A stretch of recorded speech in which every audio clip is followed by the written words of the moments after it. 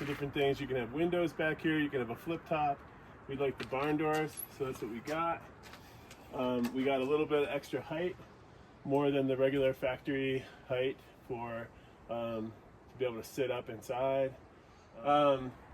We have solar on the roof and a fan. We have 300 watts up there, and the solar drops down through the scissor section and comes down right here where we put a breaker.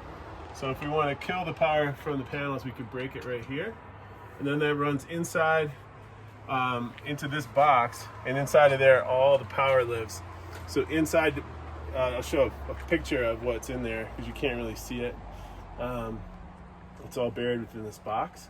These the power goes down under the box in the back corner, and we'll show that where it's positioned, but you can't see the batteries, which feeds a solar charge controller, a battery monitor. Those are both Bluetooth, so we can read them on the phone easily in the cab or at camp. And it's a 2,000 watt inverter with 200 amp hours of lithium batteries, and that will allow us to do 2,000 watts through this outlet. And there's an outlet on the other side, so we can do like a coffee maker, a grinder, a hot plate, an induction burner, some small appliances, or run a power tool. In the back here we also have DC charging, of course, USB A and C. I have a little switch for a task light if needed. Over here we have a pump. That's a switch to our water pump, which is a tank that's inside. We'll show that in a little bit.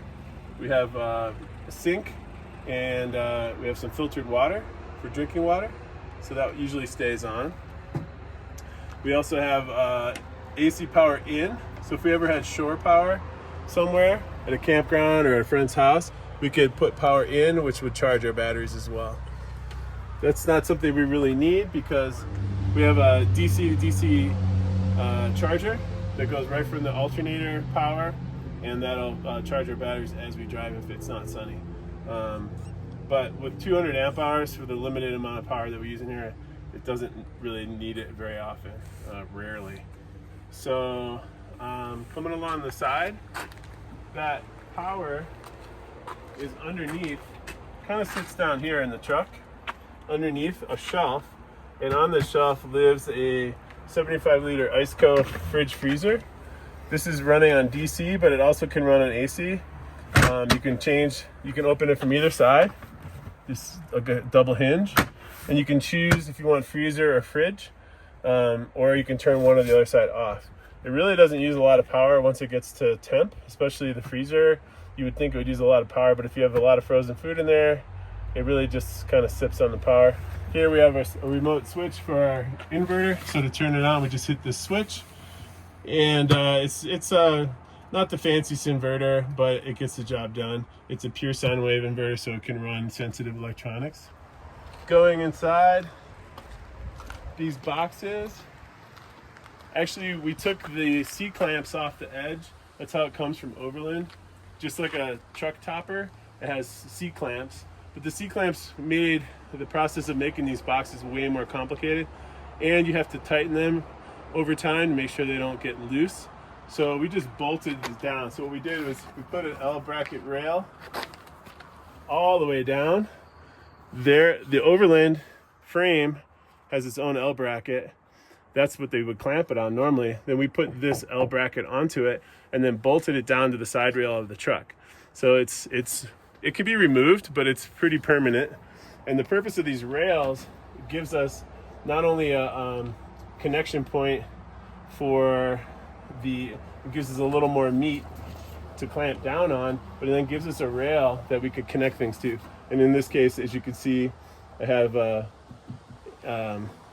water spigot that's connected. We also have one up in the sink. This one actually is on a filter, so if we need drinking water, you want to fill a water bottle to go hiking, this is filtered water. But you could also use it to fill like a pasta pot. It just flips out of the way. While we're right here, you can see that there is a strange black box. This is a Riversmith rod holder. My wife is a avid fly fisherwoman, and so it's in a shortened state. It's like one of those long rod holders you see on a SUV. It looks like a cannon. They also have a short version of it, so it's basically half. So if you just break down a normal size fly rod and have it all rigged and tied and ready to go, you can put 2 reels that are rigged and ready right here, and you can lock it, but once it's inside the rig, it's all, you know, concealed. So it's a really nice, get it out of the way. It's not outside, it's not out in the heat, and away from people that might want to take your rod. So part of these boxes, we have a very long drawer that we had to build around everything. This goes all the way out. It's got a 220-pound hinge. Not that we ever need to step on it, but the idea here was to be able to put in stoves, or in this case we have a external water heater. We have future plans to maybe make this into a cook area, but you can put whatever you want in here, and it can carry quite a bit of weight, and it goes the length of this box. And then we have 2 little shorties here, and then there's another one in here just for storage.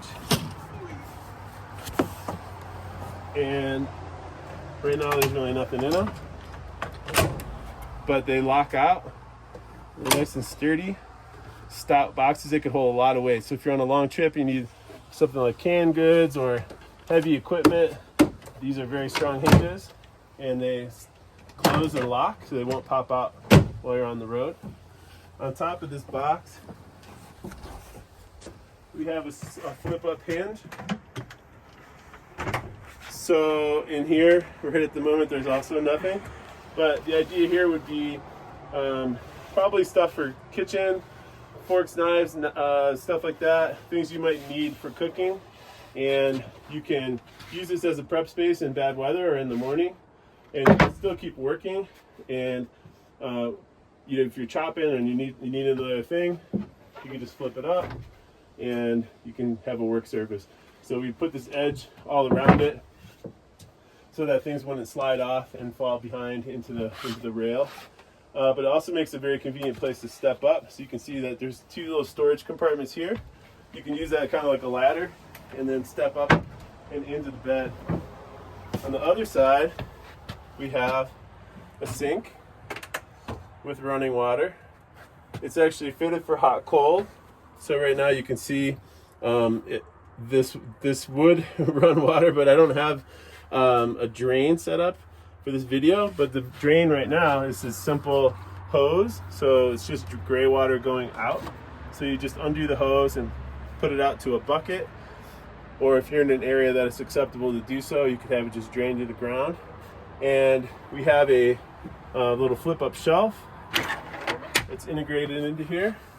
Inside of here, we actually have a hot cold loop under this little fake drawer. You can see that inside of here, there's a loop. And the purpose of that is to, we can undo that so that we can have a hot, right now it's just cold, but we can have a hot loop so that we can have hot water and cold water. So in this case, we don't have a hot water tank, but we have a external propane hot water. So we can take that hot water loop and take it outside. It's just a drinking water hose, and then connect that to the hot water heater, and then we'd have hot water running. The propane heater would live outside for the fumes and all that stuff. Here we have a hot cold out. So not only do we have that loop, the loop means take the loop outside, connect it to the hot water heater so that we get the hot water inside. We can also get this hot water to pipe to another location. So we have these 2 external pieces of plumbing, and the purpose of that is twofold. You could have hot cold water at a kitchen area on the other side. So you could run this out and under the tailgate and then connect it to a cooking area so you can wash your hands and make dinner with hot cold water without having to step inside if it's a nice day. The other purpose is for this cold water, we have a very large tank back here, so we can pump the water right from this cold water outlet and pump the water into our trailer if we're at an extended trip and we don't want to have to go to town to fill up water, or we need to fill up friends who maybe don't have the capacity for water. This will come run right from the pump, which is pretty cool. And some more storage space. And as we talked about earlier, the boxes are anchored to the side rail, that L bracket I talked about. So this is how they're connected to the top. And then down below, they are connected with screw tight, they're not come-alongs, what do you call those things? Turnbuckles with cables that are connected to the truck bed themselves. So the sidewall, it's nice and solid, but then to keep any movement on the inside on rough roads, we have cables that are turnbuckled down to the hardware that's already part of the truck bed. So to take it all apart, all we would have to do is loosen the turnbuckles, unhook the wire hooks that go to the gear straps on the truck, and then take these bolts out. The boxes will come out, and then you'd have to unbolt the top, and then the topper would come off.